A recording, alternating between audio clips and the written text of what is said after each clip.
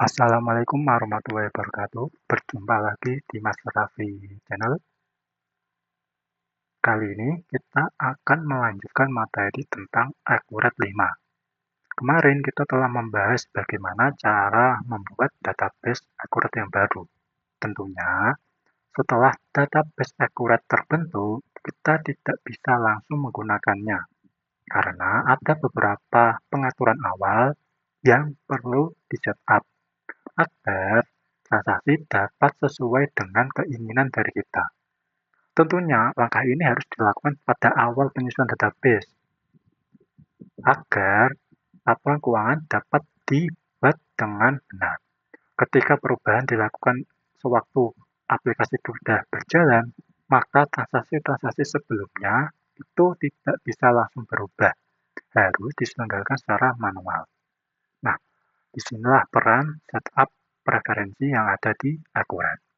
Sebelum itu, kita dapat kunjungi terlebih dahulu ke Mas Raffi Channel agar dapat membantu proses pembukuan yang ada di perusahaan dengan melakukan subscribe, sehingga dapat membantu mengantisipasi beberapa transaksi penjurnalan yang dilakukan secara komputerisasi agar laporan keuangan dapat diserahkan kepada komisioner dan direksi secara tepat waktu tanpa perlu menunggu waktu yang lebih lama. Oke, kita kembali ke topik utama kita, yaitu setting preferensi yang ada di Akurat Online.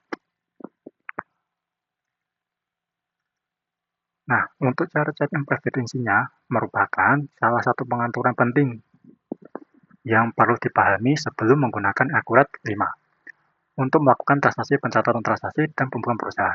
Nah, pada video kali ini kita akan membahas secara lengkap mengenai cara mengatur preferensi di Akurat 5, mulai dari cara memahami menu preferensi, melakukan pengaturan sesuai kebutuhan perusahaan, hingga hal-hal yang perlu diperhatikan sebelum Akurat 5 digunakan untuk mencatat sebuah transaksi. Nah, tutorial ini cocok bagi pemula atau fresh graduate, cara fresh graduate untuk kebutuhan perkuliahan, pekerjaan, bahkan ketika bekerja. Nah, pengetahuan preferensi ini sangat penting karena setiap perusahaan dapat memiliki kebijakan dan kebutuhan pembukuan yang berbeda-beda. Oleh sebab itu, setting preferensi ini harus dilakukan pada awal pembentukan database untuk mencegah terjadinya kesalahan proses pembukuannya. Nah, apa itu preferensi? Kita definisikan terlebih dahulu. Preferensi merupakan bagian yang digunakan untuk mengatur perilaku dan konfigurasi program agar sesuai dengan kebutuhan perusahaan. Melalui preferensi, pengguna dapat melakukan pengaturan tertentu yang akan memengaruhi cara kinerja Akurat 5 dalam menjalankan fungsinya. Oleh karena itu, sebelum melakukan transaksi, sebaiknya pengguna terlebih dahulu memahami pengaturan preferensi yang tersedia. Kesalahan dalam melakukan pengaturan dapat menyebabkan proses pencatatan transaksi tidak sesuai dengan kebijakan perusahaan. Oleh sebab itu, setiap pengaturan sebaiknya dilakukan secara hati dan disesuaikan dengan kebutuhan. Biasanya, setting preferensi ini hanya dilakukan oleh tim supervisor, manajer, bahkan direksi keuangan saja. Kenapa? Karena tidak semua orang bisa mengakses akun supervisor atau akun utama di Akurat Online. Nah, bagaimana cara membuka penuh referensi di Akurat? Nah, nanti kita akan mempelajari otaknya ada di mana, bagaimana cara memasuknya, bagaimana menu yang akan kita pilih untuk sesuai dengan tujuannya masing-masing. Nah, yang paling penting di sini adalah pengaturan keamanannya. Dalam Akurat Online, keamanan data merupakan salah satu hal penting yang perlu diperhatikan. Perusahaan yang memiliki beberapa pengguna dapat membutuhkan pengaturan akses yang berbeda-beda antara satu perusahaan dengan pengguna lain. Contohnya, departemen sales tentunya tidak memerlukan akses ke departemen profesi terkait dengan harganya. Kita berkaitan dengan profit and cost center. Bagaimana pusat pertanggungjawabannya di masing-masing. Nah, bagaimana cara melakukan setting preferensi yang ada di Akurat 5 ini? Nah, Pertama-tama, kita harus masuk ke aplikasi Akurat 5. Biasanya tampilan awalnya akan seperti ini. Di sini ada buat data perusahaan baru, buka data perusahaan, buka data terakhir, jelajahi data perusahaan contoh, perbaiki data, dan data cadangan. Kita masuk ke buka data terakhir. Kita bisa klik di sini. Oke. Setelah masuk ke database-nya, sambil menunggu,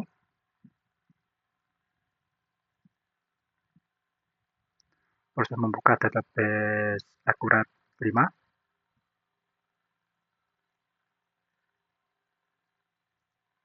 Karena biasanya membuka database Akurat 5 lumayan lama. Nah, pada form login-nya, kita akan disuguhi dua macam wizard, yaitu pengguna dan kata kunci. Kita perlu masukkan pengguna dan kata kunci. Kata kunci default-nya adalah sama, yaitu supervisor dan supervisor. Kita dapat klik aja. Kita kontrol V. Kita klik OK yang ada di sini. Nah, di sini sudah masuk ke database perusahaan kita. Kemudian biasanya masuk halaman pertama, yaitu halaman pengingat. Kegunaannya untuk mengingat beberapa transaksi, misalnya hutang jatuh tempo, piutang jatuh tempo, persediaan demo kadaluarsa, ataupun lain-lainnya. Kemudian kita masuk ke menu di sini, persiapan. Persiapan, preferensi. Oke, perlu diingat di menu persiapan, preferensi. Selanjutnya, setelah itu kita pilih aja biar masuk ke menunya. Nah, di sini, di menu awal, biasanya ada menu backup ketika keluar. Ini wajib. Centang aja. Konfirmasi sebelum keluar. Wajib, kita centang. Buka data perusahaan terakhir. Kita centang aja. Tampilkan harga pembelian dan penjualan di histori barang. Kita tampilkan aja. Agar data histori pembelian dan penjualan kita terekam. Sehingga memudahkan kita sewaktu membuat PO yang ada di perusahaan. Selanjutnya, di akun laba ditahan, kita bisa sesuaikan di sini. Di sini saya menggunakan akun retainer atau laba ditahan. Bisa disesuaikan di perusahaan, misalnya laba ditahan, akun laba ditahan, atau apapun. Kemudian di menu fitur, di sini ada beberapa fitur yang bisa digunakan, yaitu multi gudang, bisa lebih dari satu gudang yang di perusahaan, misal gudang A, B, C, D, E. Kuantitas kurang dari 0. Ini jika masing-masing user harus berkoordinasi. Kenapa? Karena ketika kuantitas kurang dari 0 digunakan, maka transaksi akan bisa dilanjutkan. Sehingga perlu dilakukan koordinasi antar user. Biasanya ini diaktifkan ketika perusahaan sudah memiliki kemampuan terbaik dalam mengolah sumber dayanya. Kemudian multi unit, misalnya satuan unit utama yaitu biji, kemudian naik satu tingkat yaitu karton. Pakai penjual perlu kita centang. Ini biasanya salesman-nya siapa. Kuantitas kontrol perlu kita centang. Biasanya ketika kita proses procurement. Kemudian jika ada biaya dan laba terpusat, bisa dicentang jika menggunakannya. Kemudian akun default mata uang. Di sini ada beberapa akun mata uang, yaitu akun piutang, akun payable, akun piutang, akun receivable, akun uang muka pembelian, advance purchase, akun uang muka penjualan, advance sales, akun diskon penjualan, sales term diskon, laba rugi terrealisasi, realized gain or loss, dan laba rugi tidak terrealisasi, unrealized gain or loss.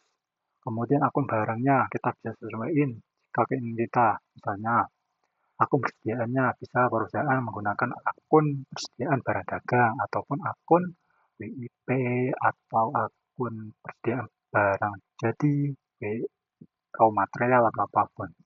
Kemudian akun penjualan bisa disetting di akun penjualan, entah itu penjualan lokal ataupun penjualan ekspor jika perusahaan memiliki dua macam transaksi. returnya bisa disesuaikan, potongan penjualan bisa disesuaikan, baru yang terkirim adalah akun yang digunakan untuk menampung sementara nilai barang yang dikirim atau ketika waktu proses pembuatan setelah jalannya. Nah, COGS merupakan akun yang digunakan untuk menampung harga pokok pembeliannya. Nah, kureto persediaan bisa diisi sesuai dengan akun persediaan barang dagang, seperti di sini. Kemudian akun beban bisa dialihkan ke beban yang ada di perusahaannya. Akun hutang belum ditagih bisa disetting ke akun hutang belum ditagih. Ini apa? Ini akun yang ketika kita mau membuat penerimaan. Set rancangan, kita bisa set satu aja. Set mengingat, kita bisa pengingatnya, misal kadaluarsa berapa hari, jatuh tempo berapa hari, kita bisa isi di sini. Penjualan, nah kita bisa isi sesuai keinginan kita, misalnya tampilan kesalahan ketika harga jual di bawah PP, tampilan pesan ketika jual di PP bisa dicentang jika ingin menggunakannya. Kemudian di bagian pembelian, di sini yang perlu kita centang. Retur pembelian, semua faktur pembelian aja. Kenapa? Karena walaupun sudah lunas, kadang ada yang melakukan retur. Di sini yang perlu kita setting, dapat mengisi barang apa saja yang di retur. Perlu kita setting. Kemudian, di sini kita wajib setting di diperbarui oleh tagihan. Kenapa? Karena ketika PO dan invoice, ketika invoice harganya berbeda dengan PO, maka yang dipilih adalah yang berada di invoice, bukan yang berada di PO. Kemudian akun selisihnya kita bisa isi beban lain-lain. Kemudian di pembiayaan pesanan, akun penampung selisih biaya, kita bisa pilih beban lain-lain. Kemudian set huruf, bisa diukur sesuai keinginannya. Perpajakannya, kode dalam nomor faktur pajak perlu diaktifkan.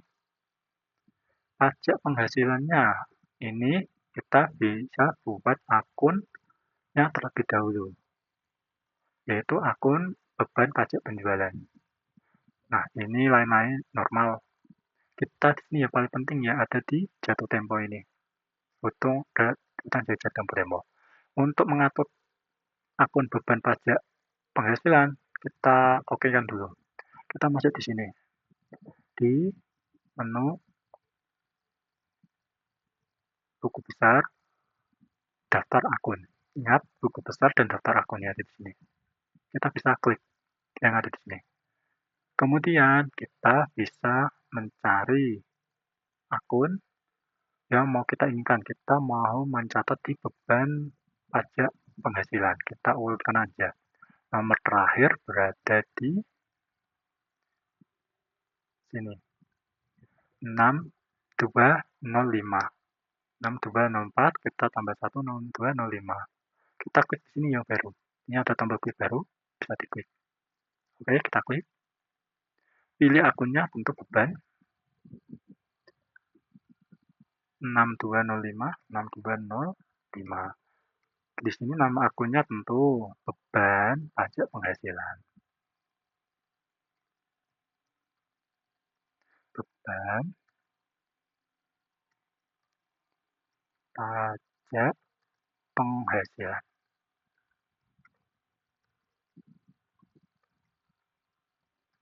Nah, untuk bagian dari akun sesuatu awal tidak perlu diisi. Kita klik OK. Setelah itu kita di sini ada tombol close, kita klik close saja. Nah, kembali lagi ke menu persiapan, ke menu preferensi, masuk ke perpajakan, masuk di sini beban pajak penghasilan, belum muncul. Jadi kita bisa masuk lagi ke sini lagi, beban pajak penghasilan. Akunnya berada di akun beban, pasti ada di bawah. Beban pajak penghasilan di sini. Ternyata tipenya itu bukan beban, tapi bisa ke beban lain-lain. Kita pilih OK.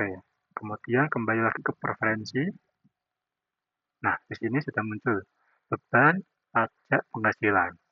Ini gunanya untuk apa? Untuk ketika membuat laporan keuangan tentunya laba sebelum pajak, biasanya ada satu akun lagi yang muncul yaitu beban pajak penghasilan, baru pajak bersih setelah laba bersih setelah pajak. Biasanya seperti itu. Inilah kegunaannya yang ada di akhir. Kemudian kita klik OK. Oke, itulah cara setting referensi yang ada di Accurate 5. Semoga dapat menambah wawasan dan membantu proses pembukuan yang ada di perusahaan.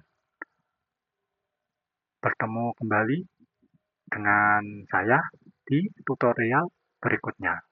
Terima kasih atas perhatiannya.